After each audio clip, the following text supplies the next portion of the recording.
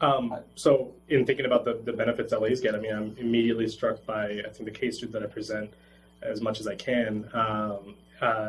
They felt that that this experience from being anxious and nervous and hearing horror stories about physics to teaching physics has been a very transformative experience. And those are his words, that he said that we gave him power in not being afraid of physics anymore. And I think that's a pretty remarkable place. And so I think our LAs get to develop this relationship with an instructional team and also with the discipline and how to talk about that discipline in relation to what they know.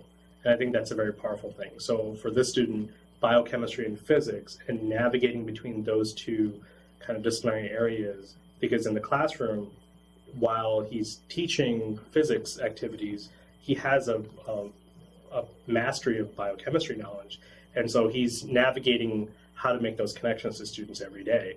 And so I think that's a pretty remarkable thing in terms of developing those interdisciplinary connections. Yeah, I'm just trying to think about specifics. Like, there's lots of good things about LA programs that I'm sure you have multitudes of data on.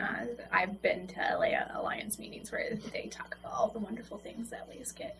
So I was trying to think about specific things, but I think if I build on some of what Abhilash said, some of the things that students who are LAs in Bliss get out of the experience, I think we've been talking about, right, how we really value their expertise outside of physics, and we don't try to convert them to physics majors.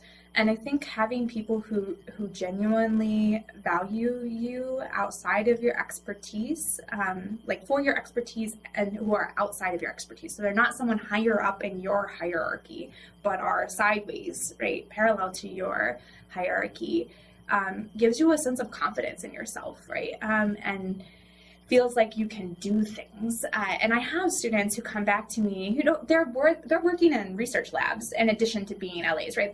These are amazing students. They're amazing students. And they're coming back to the LA experience for something, right? They don't need to LA. They don't have to. They have other opportunities. And so I try to think about what are they coming back for? And I think part of it is the community, right? That they build a friendship, a set of friendships with these people, and they come back to value those friendships. But I think it's also something about the relationship with physics on its own, right? Like, physics has this